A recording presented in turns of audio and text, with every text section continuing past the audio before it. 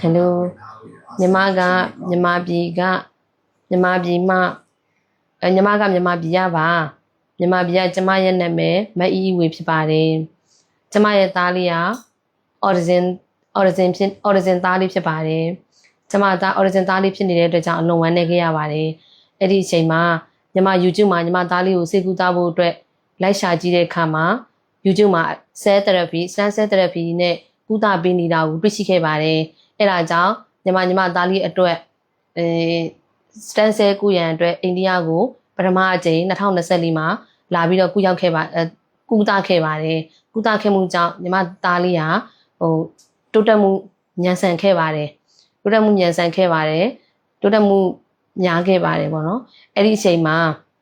အလုံးများခဲ့တဲ့အတွက်ကြောင့်ဒီထက်တိုးတက်အောင်လို့ညီမနောက်တစ်ကြိမ်2026မှာလာနိုင်အောင်ကြိုးစားခဲ့ပါတယ်အခု2026မှာကုသပြီးပါပြီ stand set နောက်တစ်ကြိမ် second time ပေါ့ second time ကုသပြီးပါပြီအဲ့ဒီအတွက်ကြောင့်ယခုညီမတို့ရဲ့မိဘတွေရဲ့မျှော်လင့်ချက်ဖြစ်တဲ့ဒီ stand set ကို Supreme Court ကရပ်တန့်ဖို့အတွက်ပြောကြားနေရလို့ညီမသိရပါတယ်အဲ့ဒီအတွက်ကြောင့်ညီမတို့မိဘတွေအတွက်ဒီ stand set therapy ကုသထုံးကိုမပိတ်ပင်ဖို့မရပ်တန့်အောင်ပေါ့နော်ညီမမရပ်တန့်